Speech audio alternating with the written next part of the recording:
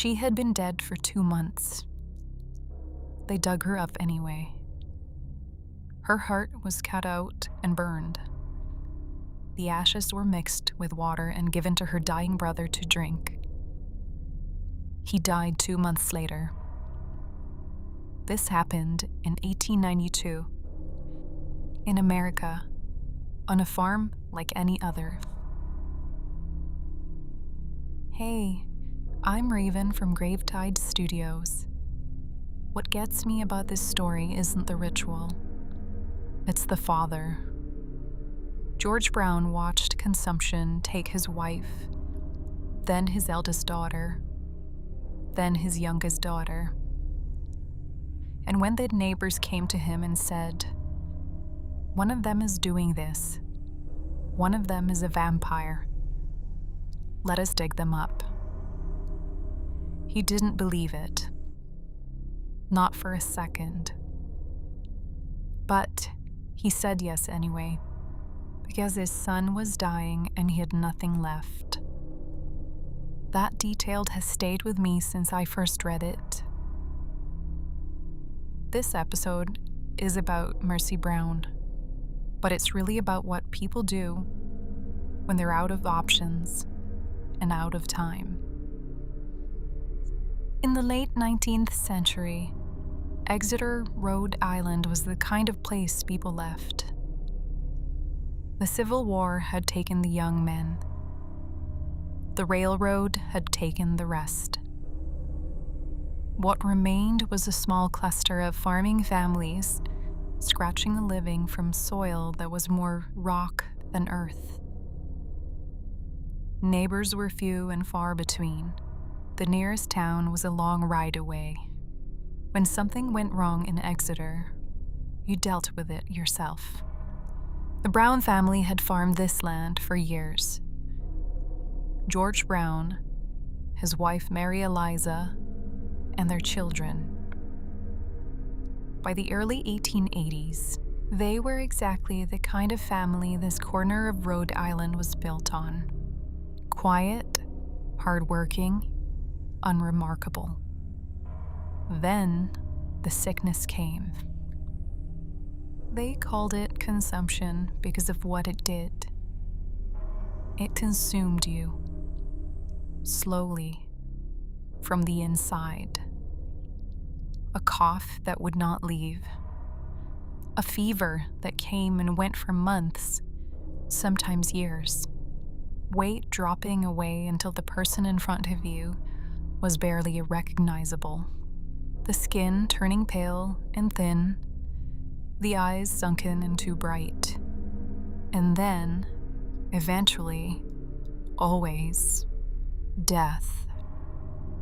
Today we know it as tuberculosis, a bacterial disease, airborne, spread easily between people living in close quarters, sharing the same rooms, the same air, the same beds. In 1883, none of that was known in rural Exeter. Robert Koch had only just identified the tuberculosis bacterium that year, and that discovery was slow to reach isolated farming communities. In Exeter, consumption was what it had always been, a death sentence that moved through families like a curse. One person fell ill, then another, then another. There was no treatment. There was no explanation. There was only the dying. Mary Eliza Brown, George's wife, was the first to go. She died in December 1883. 7 months later, her eldest daughter, Mary Olive, died of the same disease. She was 20 years old. The community grieved. George buried his wife and his daughter and kept farming. He had other children to care for. He had a son, Edwin.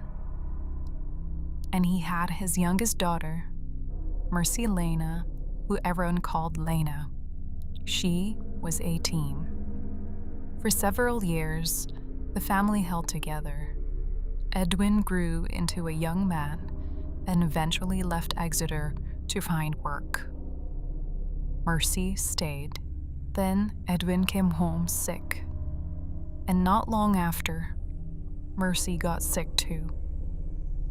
Mercy Lena Brown died in January of 1892. She was 19 years old. The ground was frozen hard that winter, too hard to dig a proper grave, so her body was placed in an above-ground crypt in the churchyard at Chestnut Hill Baptist Church, held there until the earth softened enough to bury her. Edwin was still alive, but barely.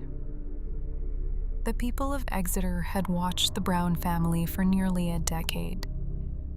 A mother, an eldest daughter, now a youngest daughter, and a son fading fast. They had seen this pattern before, not just in the Brown family, in other families across the region.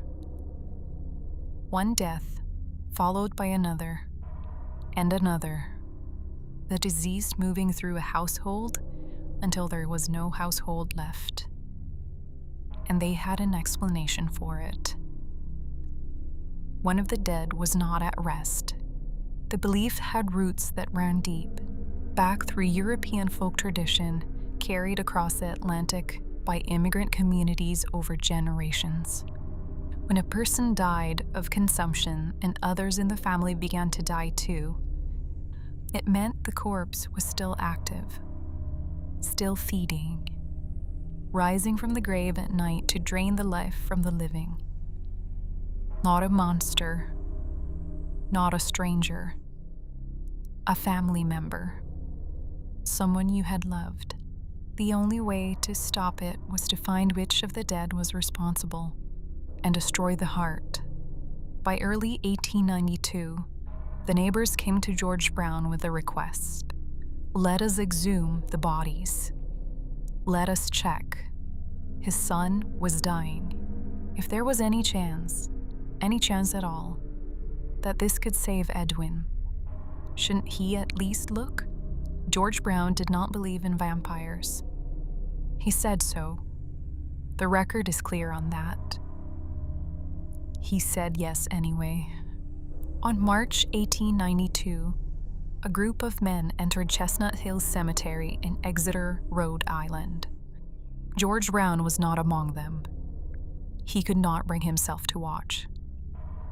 The town physician, Dr. Harold Metcalf, was present, there to conduct an official examination. Several neighbors attended. A reporter from the Providence Journal was there too, which is why we know what happened in such detail. They dug up Mary Eliza first. Her body had been in the ground for 9 years. She had decomposed naturally, nothing unusual. They dug up Mary Olive next, also decomposed naturally, also nothing. Then they opened the crypt where Mercy had been stored since January. Her body showed almost no decomposition. Her skin was intact. When Dr. Metcalf examined her heart, he found it still contained liquid blood. To the men standing in that cemetery, the conclusion was immediate. Mercy Brown was the vampire. The explanation is not mysterious. Mercy had died in January, in the coldest part of a Rhode Island winter. Her body had been placed in an unheated above-ground crypt for 2 months before the exhumation. She had, in effect, been frozen. When a body is frozen, decomposition is dramatically slowed. Liquid blood in the heart at that temperature is not evidence of the supernatural. It is simple biology. Dr. Metcalf knew this. He wrote in his official report that the body showed no signs of vampirism and that the conditions were entirely consistent with natural preservation in cold storage. It didn't matter. The neighbors had already decided. They had seen what they came to see, and no official report was going to change that. Mercy's heart and liver were removed and burned on a nearby rock. The ashes were mixed with water and given to Edwin to drink. Edwin Brown died 2 months later, in May 1892. He was in his mid-20s. The last of George's children, gone. The Mercy Brown case was not an isolated incident. It was the last and most documented case of a phenomenon that had been happening across New England for over a century. The earliest recorded case folklorists have found dates to 1784 in Willington, Connecticut. From there, the record stretches forward across Rhode Island, Vermont, Massachusetts, and Connecticut. Family after family, exhumation after exhumation. Researchers have documented close to 80 cases in total. The pattern was always the same. Tuberculosis moved through a family. Someone died, then another fell ill. The community identified the dead as the source. Bodies were exhumed. Hearts were burned. Sometimes, heads were removed and repositioned. Sometimes bodies were reburied face down so the vampire could not find its way out. These were not fringe communities acting on the margins of society. These were ordinary farming families, church-going people, people who read newspapers and attended town meetings and paid taxes. They were people who were watching their families die and had no other explanation. Not ignorance, not cruelty, just grief, and no other place to put it. Tuberculosis was the leading cause of death in America throughout the 19th century. At its peak, it killed an estimated 1 in 4 people in the northeastern United States. It spread invisibly, through the air, through shared living spaces, and in small, isolated farming communities where families lived in close quarters through long winters. It moved with devastating efficiency. The pallor, the wasting, the fever that came and went, the way a person seemed to improve before declining again. To someone with no knowledge of bacterial infection, it looked exactly like a person being slowly drained. The disease gave vampirism its entire visual language. And crucially, tuberculosis runs in families, not because of genetics, but because of proximity. When one person in a household has it, everyone in that household is breathing the same bacteria. The deaths follow each other in sequence, months or years apart, in precisely the pattern the vampire belief required. The science and the superstition were describing the same thing from opposite directions. The vampire belief was wrong about the cause. It was not wrong about the pattern. The dying was real. The sequence was real. Only the explanation was wrong. The Mercy Brown case made the newspapers. Not just the local Rhode Island papers. It was picked up across the country and eventually across the Atlantic. The Providence Journal's coverage of the March 1892 exhumation ran widely. Readers were fascinated, horrified, and utterly certain that this kind of thing belonged to a darker, more ignorant age. It reached Ireland.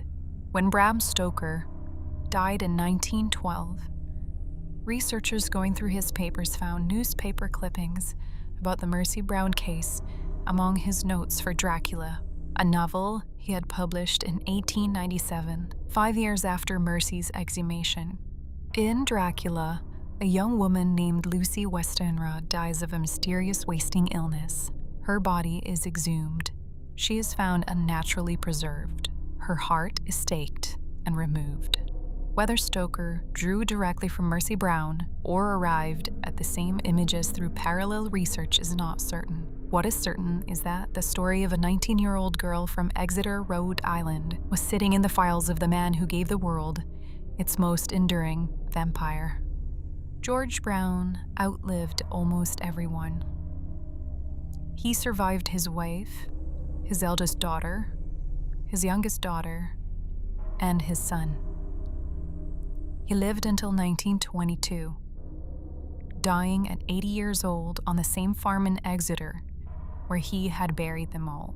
There's no record of what he thought about any of it in his later years, whether he regretted agreeing to the exhumation, whether he ever stopped seeing the image of what they did to Mercy.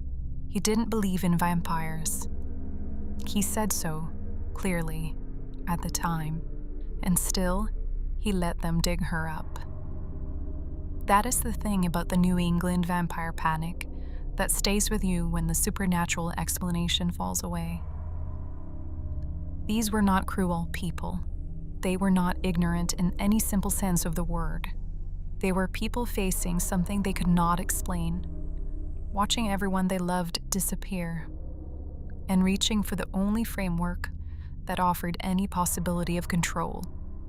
They were wrong about what was killing their families, but the grief was real. The desperation was real. The love underneath the ritual. The father who said yes to something he didn't believe in because he was out of everything else.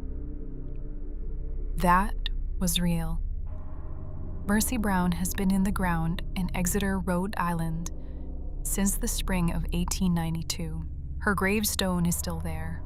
People still leave things on it. Plastic vampire teeth, flowers, small offerings from strangers who found her story and couldn't quite let it go. They still come. They still remember. Grave Tide Studios.